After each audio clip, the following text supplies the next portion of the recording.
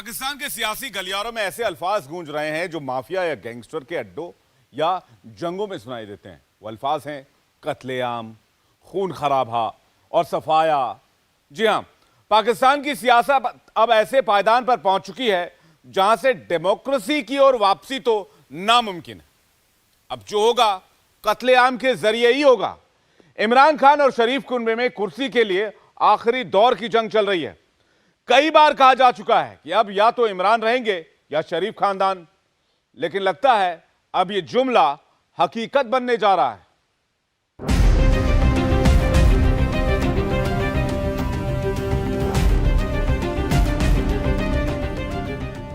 नवाज शरीफ और बेटी मरियम नवाज सऊदी अरब में उम्रा कर रहे हैं और इधर पाकिस्तान में मरियम के सबसे बड़े दुश्मन को साफ करने का प्लान फाइनल हो गया। खान साहब के मुतालिक जो उनके खात्मे का फाइनल प्लान बनाया गया है वो मुझ तक पहुंचा है और ये मैं ब्रेकिंग न्यूज आपको देना चाहता हूं इस वक्त। इसके लिए जो है वो खुदकुश हमला आवर को इस्तेमाल किया जाने का प्लान है। जैसे किस किस्म की डेवलपमेंट होने की बात कर रही हैं आप कि मुल्क में कोई इमरजेंसी लग जाए, कोई मार्शल लग जाए? तो मुझे तो टू बी वेरी ऑनेस्ट इस साल ये सिस्टम जाता हुआ लग रहा है। मुझे ये सिस्टम नहीं बचता हुआ लग रहा कि जो ऐशर जमहूरियत का पाकिस्तान में हुआ वो दुनिया के किसी मुल्क में नहीं हुआ। एक एक रोटी के लिए तरसने वाले पाकिस्तानी अपनी सियासत के इस खूनी चेहरे पर शर्मसार हैं। मोदी जी अपने वो उसमें एक जलसे में जा रहे हैं, रोजगार के वहां जलसे में 71,000 नई जॉब लेटर्स वहां डिलीवर करें। 71,000 जॉब लेटर। कुछ कॉपी करने की कोशिश कर लो, चलो कोई खबरें तो सुन लो यार, शर्म ही आ जाए हम लोगों को। इंडिया के हुक्मरान हमारे जो सियासी लीडर हैं ना, इनसे बहुत बेहतर हैं। मैं ये नहीं कहता कि वो करप्शन नहीं करते होंगे, करते हैं, लेकिन जहां मुल्क की बात आती है ना, वहाँ ये फैसले करने से पहले देखते हैं कि यार ये हमारा फैसला कोई हमारे मुल्क को डैमेज ना कर दे। और यहाँ तो इतने बेशरम लोग हैं। देखो रमजान में इधर महंगाई आते, पिकज नहीं आते, महंगाई आते। पाकिस्तान में हमारा लीडरशिप नहीं है, लीडरशिप नहीं है, क्योंकि ये चोर सारा बेटा हुआ है, वो खुद ही उसका पेट नहीं भरते। एक बार नरेंद्र मोदी आया जिसने अपने इंडिया की तकदीर बदल दी, नक्शा बदल दिया, लोगों में अवेयरनेस लेके आया, लोगों को पढ़ा लिखा बनाया, 5वें नंबर पे अपनी इकोनॉमी लेके आया। पूरी दुनिया इंडिया की तरफ देख रही है, पाकिस्तान की तरफ कौन देख रहा है? मुझे बता। दशकों से चरमरा रहा पाकिस्तान बीते एक हफ्ते में अपनी आखिरी सांसों के नजदीक पहुंच चुका है। सरकार मान चुकी है कि मुल्क फेल है। संसद ने सुप्रीम कोर्ट को 2 कौड़ी का बना दिया। सुप्रीम कोर्ट मन मर्जी आदेश दे रही है और फौज तख्ता पलट के एकदम करीब है। यहाँ पे लोगों का बुरा हाल है और जाहिर है कि अपने घर लोग चला नहीं पा रहे, लेकिन हमारी अदालतें जो हैं वो इलेक्शंस में ज्यादा इंटरेस्टेड है। और अब ये कहा गया है कि जी स्टेट बैंक जो है वो पैसे दे दे अगर पार्लियामेंट नहीं दे रही तो इलेक्शंस के लिए। कोई भी इंस्टीट्यूशन जो है वो मुकम्मल नहीं है, डिवाइडेड है, बड़े बुरे तरीके से डिवाइडेड है। लेकिन आप कारोबार हर चीज में, सियासत में भी कारोबार, जुडिशरी में भी कारोबार, हर चीज के अंदर कारोबार और सियासत। पता नहीं क्या लोग हैं आप, किस किस्म के लोग हैं। कोई नेशनलिज्म नहीं है, कोई वतन, मुल्क, कोई कॉन्सेप्ट ही नहीं है। इस्लाम को भी आपने उस पर भी कारोबार किया जा रहा है। जिहाद के ऊपर कारोबार करते हैं आप। हर चीज के ऊपर तो कारोबार है, लेकिन आपके कारोबार सारे बंद पड़े हैं। फैक्ट्रियां बंद हैं, फार्मास्यूटिकल भाग चुकी है, सर दर्द की दवाई मिलती नहीं है, इंसुलिन मिलती नहीं है, फैक्ट्रियां सारी बंद है वहां पर। आप कितना अरसा सर्वाइव कर पाएंगे इन चीजों के साथ? सियासत को कठपुतली की तरह नचाने वाली पाकिस्तानी फौज थोड़े दिन चुपचाप रहने के बाद अचानक से एक्टिव हो गई है। Army chief general Asim Munir की ज़ेर सदारत कोर कमांडर्स कॉन्फ्रेंस हुई है। ISPR की जानिब से जारी एलामिया के मुताबिक गुज़श्ता रोज होने वाली कोर कमांडर्स कॉन्फ्रेंस में अस्करी क़यादत अपनी आईनी जिम्मेदारियां निभाने का आज़्म दोहराया गया। सवाल उठ रहे हैं कि क्या पाकिस्तान में फिर से मार्शल लॉ की तैयारी है?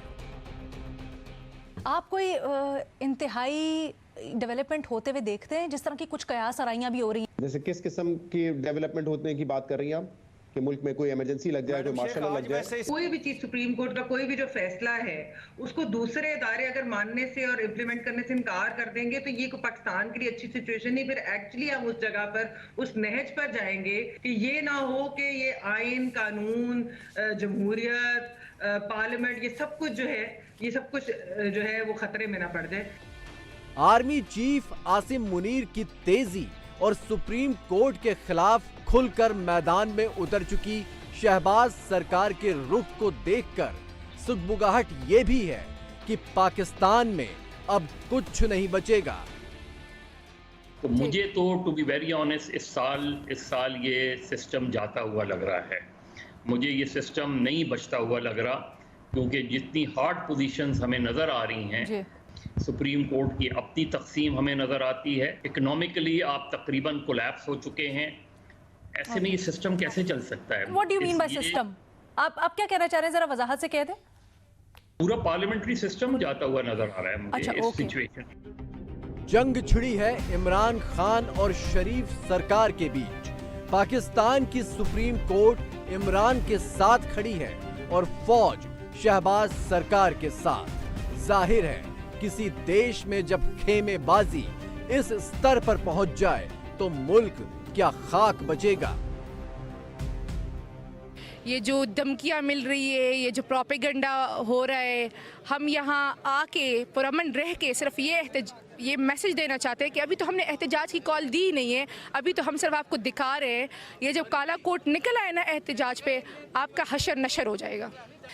मैं आपको बताऊं, हम सिर्फ आइन के साथ है। काला कोट इस मुल्क के आइन के साथ है, इस मुल्क के कानून के साथ है। ये जो आपको भी समझ आ रही है, पूरे इस मुल्क के अवाम को भी समझ आ रही है, 75 ईयर्स ऑफ हिस्ट्री की बादशाहत ख़त्म हो रही है, निज़ाम लरज़ रहा है। ये निज़ाम तो हम बदल करके ही रहेंगे। काला कोट, वो आपको कहते हैं ना, हर वो तहरीक कामयाब हो जाती है जब काला कोट मैदान में आ जाता है। तो काला कोट मैदान में आ चुका है। उनको डर लग रहा है, उनको इस बात का बहुत सवियर डर लग गया है। उनके वो कहते हैं ना, रगों में डर बैठ गया है कि जब इलेक्शन में जाएंगे अवाम, तो पूरे की पूरी इस मुल्क की, इस कौम की अवाम इमरान खान के साथ है। इमरान खान बारी अक्सरियत, वो कहते हैं ना, 2/3 की बजाय 3/4 से आ रहा है। वो तो जुबान पे है। पाकिस्तान का ये शख्स तो आपको याद ही होगा, नाम है आबिद अली। भारत के प्रधानमंत्री मोदी को सियासत का रोल मॉडल मानने वाला ये शख्स पाकिस्तान में वायरल है, क्योंकि आबिद अपने मुल्क की घिनौनी सियासी सूरत पर मोदी का नाम ले लेकर चोट करता है। मौजूदा सियासी मारकाट पर भी आबिद अपने नेताओं और आवाम को अपने अंदाज में नसीहत दे रहा है। एक बार नरेंद्र मोदी आया, जिसने अपने इंडिया की तकदीर बदल दी, नक्शा बदल दिया, लोगों में अवेयरनेस लेके आया, लोगों को पढ़ा लिखा बनाया, 5वें नंबर पे अपनी इकोनॉमी लेके आया। पूरी दुनिया इंडिया की तरफ देख रही है, पाकिस्तान की तरफ कौन देख रहा है? मुझे बताएं। बार नरेंद्र मोदी साहब पे आ जाते हैं, आप लगता है फिर कोई अटैक करवाना चाहते हैं। मैं इंडिया के मोदी की अगर मैं तारीफ कर रहा हूँ तो इस टाइम दुनिया में पॉपुलर हो रहा है ना वो। मेरे हर इंटरव्यू में सुन के लोग पक चुके हैं, तो आप लोगों को समझ क्यों नहीं आ रही ये बात कि वो मोदी साहब सिर्फ अपने लोगों के लिए उठा है। पाकिस्तान ऊपर जब आएगा कि जब आपकी गवर्नमेंट चेंज होगी और जो इन्वेस्टर हैं, देखिए, जब तक दूसरी दुनिया से डॉलर या कोई इन्वेस्टर पाकिस्तान में पैसा नहीं ना इन्वेस्ट नहीं करेगा पाकिस्तान, तो ट्रस्ट क्यों होगा? अब आप पे बिलीव कोई नहीं करता, आप पे यकीन ही कोई नहीं करता। और इवन के सऊदी अरेबिया जो आपके मुसलमान हैं, वो उन्होंने भी हाथ उठा दिए आपके ऊपर। अपने बच्चों को नफरत नहीं सिखानी, हमने अपनी जनरेशन को मोहब्बत, पीस और उन्हें पढ़ाना है। किसी को इंजीनियर बनाना है, किसी को डॉक्टर बनाना है, किसी को कुछ बनाना है। वो देखिए ना, कई मदरसों में ये हो रहा है कि आप बम बांध के कहीं जाके बम फाड़ दोगे तो जन्नत में चले जाओ। ये कौन सी जन्नत है भाईजान कि लोगों को मार के आप जन्नत में जा रहे हो? तो ये वो चीजें दिमाग में बैठी हुई हैं, उस चीज को हम लोगों ने क्लियर करना है। आबिद जिस ओर इशारा कर रहा है, पूरे पाकिस्तान में उसी की चर्चा है। पिछले एक हफ्ते में वो हालात जमीन पर दिखाई देने लगे। देश की सबसे बड़ी अदालत में सियासत का सर्कस खड़ा कर दिया गया। हथियारबंद फौजियों ने सुप्रीम कोर्ट को कब्जे में ले लिया और अंदर बैठे जजों की हालत बंधक जैसी हो गई। अगर आप पाकिस्तान की आला अदालत के तहरीरनामे को नहीं मानते तो पाकिस्तान की आवाम आपकी हुकूमत को नहीं मानते। आप सुप्रीम कोर्ट को धमकियां दे रहे हैं, आप सुप्रीम कोर्ट के ऊपर असरअंदाज हो रहे हैं और आप खुलेआम बरमला कह रहे हैं। और बात क्या है, पाकिस्तान की आला अदालत के चीफ जस्टिस और मोहतरम जजेस इनकी ईमाक के मुताबिक फैसला नहीं दे रहे। पाकिस्तान की सुप्रीम कोर्ट भी जंग का मैदान बन गई, लेकिन बात अब इससे भी आगे निकल चुकी है। कहा यह जा रहा है कि इमरान खान को संभालना शहबाज शरीफ के बस की बात नहीं रह गई, लिहाजा आर्मी चीफ आसिम मुनीर ने इमरान को ठिकाने लगाने का प्लान फाइनल कर दिया है। ये दावा है पाकिस्तान के एक पूर्व फौजी का। खान साहब के मुतल्लिक जो उनके खात्मे का फाइनल प्लान बनाया गया है वो मुझ तक पहुंचा है और ये मैं ब्रेकिंग न्यूज़ आपको देना चाहता हूं। इस वक्त जो मेरे ज़राए हैं ISI और आर्मी के अंदर, GHQ के अंदर सीनियर तरीन जो ज़राए हैं, कोई जूनियर लेवल भी नहीं है, सीनियर तरीन ज़राए हैं, उन्होंने ये मुझ तक खबर पहुंचाई है। जो बेगैरत किस्म के मुफ्ती सईद किस्म के जो मौलवी हैं, वो लोग जो डायरेक्ट बराह रास्त जिनका ताल्लुक ISI और मिलिट्री इंटेलिजेंस के साथ है, इनको ये टास्क दिया गया है कि वो इमरान खान के खिलाफ कल से फतवे जारी करना शुरू कर देंगे और ये फतवे दिए जाएंगे इद्दत में निकाह से मुतल्लिक। ये सारी की सारी जो गेम रचाई गई है और ये जो फतवे हैं, सारे के सारे जो मजहबी फतवे हैं, इनका मकसद ये है कि जो शिद्दत पसंद अनासर हैं, जो दहशतगर्द अनासर हैं, उनको इमरान खान को निशाना बनाने के लिए एक वजह जो है वो दी जाए और इमरान खान को जो है वो मार दिया जाए, इमरान खान को कत्ल कर दिया जाए और इसके लिए जो है वो खुदकुश हमला आवर को इस्तेमाल किया जाने का प्लान है। पाकिस्तान का ये रिटायर्ड फौजी जिस बात का संकेत दे रहा है उसकी शुरुआत दरअसल हो चुकी है। इसी हफ्ते इमरान के बुशरा बीबी से निकाह को लेकर पाकिस्तान में जबरदस्त हंगामा मचा। कहा यह गया कि निकाह इस्लामिक कायदों के खिलाफ है। जिस मौलवी ने यह निकाह कराया था उसका एक बयान भी पाकिस्तान मीडिया में सुर्खियां बटोर रहा है। बुशरा बीबी से पढ़ा दिया, उसके बाद मैं अपने घर वापस आ गया और मैं मोहम्मद सईद खान, मोहम्मद हनीफ खान साहब का बेटा ही बोल रहा हूँ। और फिर दीगर ज़राए से भी और मीडिया से भी मालूम हुआ कि जो मुझसे कहा गया था वो नहीं था, तो शरई एतबार से ये निकाह फासिद हुआ। इमरान खुद भी कई बार अपने कत्ल की साजिशों का खतरा जता चुके हैं। मौजूदा सूरत हाल में शहबाज सरकार के दोनों हाथों में लड्डू हैं, क्योंकि पाकिस्तानी फौज एक तरफ तो सुप्रीम कोर्ट के खिलाफ जंग में सरकार के साथ खड़ी है, दूसरे शरीफ कुनबे के कट्टर दुश्मन इमरान को ठिकाने लगाने का जिम्मा भी वो खुद उठा रही है। जो ऐशर जमहूरियत का पाकिस्तान में हुआ वो दुनिया के किसी मुल्क में नहीं हुआ। पाकिस्तान में बहुत सारी जो है ना मिथ प्रीवेल करती हैं और उनमें से एक मिथ ये है कि इंडिया और पाकिस्तान की जुडिशरी एक ही दिन आज़ाद हुई है। रहा सवाल जुडिशरी का, तो पाकिस्तान में जुडिशरी कभी भी आज़ाद नहीं रही है जनाब। पहली बात ये है, इंडिया की जुडिशरी फ्रॉम डे वन आज़ाद थी। उधर सऊदी अरब से नवाज शरीफ भी भीख बटोरने में कामयाब हो गए हैं। इसी गुमान में शहबाज शरीफ भारत के साथ दौड़ लगाने का दम भर रहे हैं। और इन्हें जानते हैं ना आप, सफर किया उसमें, कितनों ने सफर किया, हाथ खड़ा करें। हिंदुस्तान दिल्ली में इस तरह का उनके यहाँ भी है, लेकिन हमारा ऑरेंज लाइन दिल्ली से कहीं बेहतर है। ये शहर लाहौर दिल्ली से कहीं साफ था, ये शहर लाहौर दिल्ली से कहीं खूबसूरत था, ये शहर लाहौर दिल्ली से कहीं सरसब्ज था, लेकिन इसको नजर लग गई इन तमाम उन लोगों की जो नहीं चाहते थे कि पाकिस्तान तरक्की करे या नवाज शरीफ दोबारा आकर इस तरक्की के सफर को शुरू करे। हकीकत यह है कि वर्ल्ड बैंक ने पाकिस्तान की विकास दर 2% से घटाकर 0.4% कर दी है। बेरोजगारी दर 6.2% से घटाकर 7% कर दी है, लेकिन एक्सपर्ट्स के मुताबिक बेरोजगारी दर 9% तक जा चुकी है। हालात ऐसे हैं, इससे भी खराब हैं या इतने खराब नहीं हैं? IMF ने जो हालात हैं वो इतना बुरा नहीं बताया है जितना वो वाकई हैं। उन्होंने कहा है बेरोजगारी के बारे में 7%, और हमारा अंदाजा ये है कि जो अनएम्प्लॉयमेंट रेट है, बेरोजगारी का लेवल, वो 7% से भी आगे जा चुका है और इस वक्त तकरीबन 9% हो चुका है और तकरीबन 1 करोड़ 50 लाख लोग और बेरोजगार हो चुके हैं। शहबाज शरीफ जब पाकिस्तान और भारत की तुलना कर रहे हैं, उस वक्त उनके मुल्क में 1.5 करोड़ लोग बेरोजगार हो चुके हैं। शहबाज को आईना खुद पाकिस्तानी दिखा रहे हैं।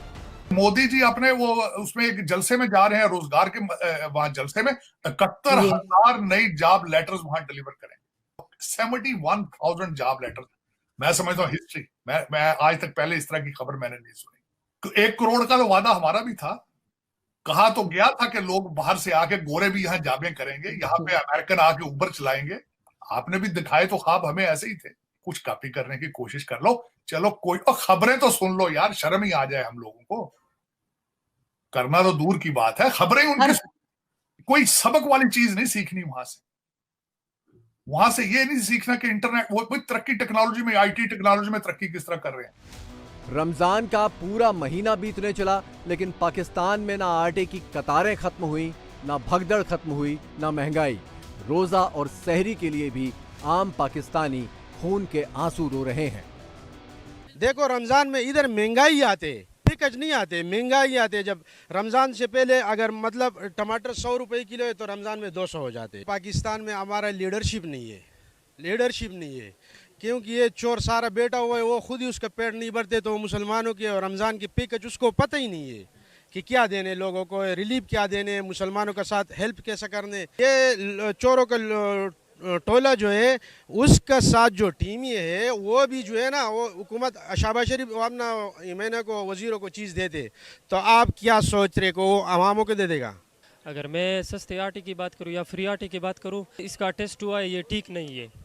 वहाँ पर टेस्ट हुआ है, मेडिकल टेस्ट जो होता है लेबॉर्ट्री में, तो ये आटा तो पहले तो उसका टेस्ट ठीक नहीं हुआ है, फिर ये लोगों को फ्री में फराम कर रहा है। आपने देखा हुआ है, वो तो खाने का लायक ही नहीं है।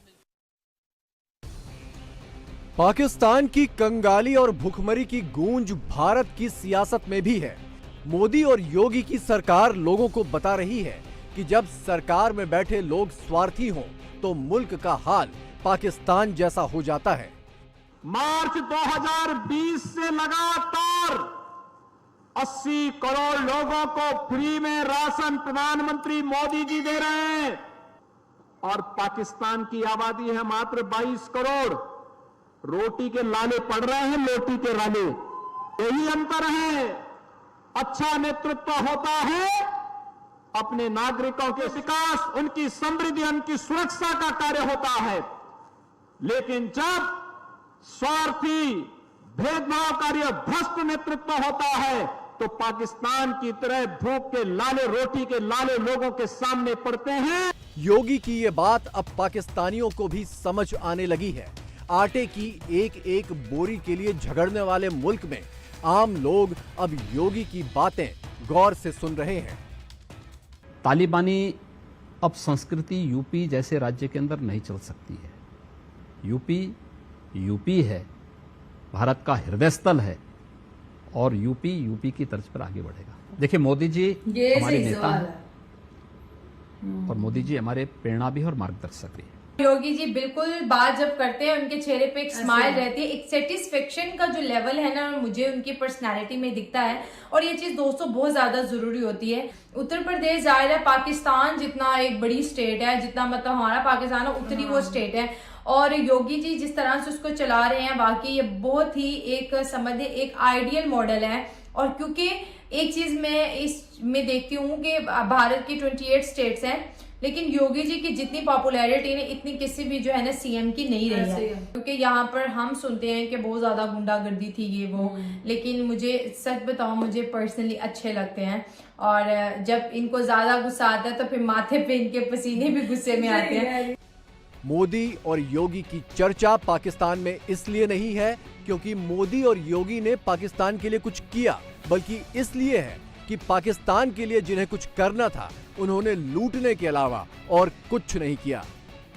2010 के अंदर जो है वो आपने गिफ्ट्स रिसीव किए तकरीबन 31 मिलियन के अप्रॉक्सीमेटली।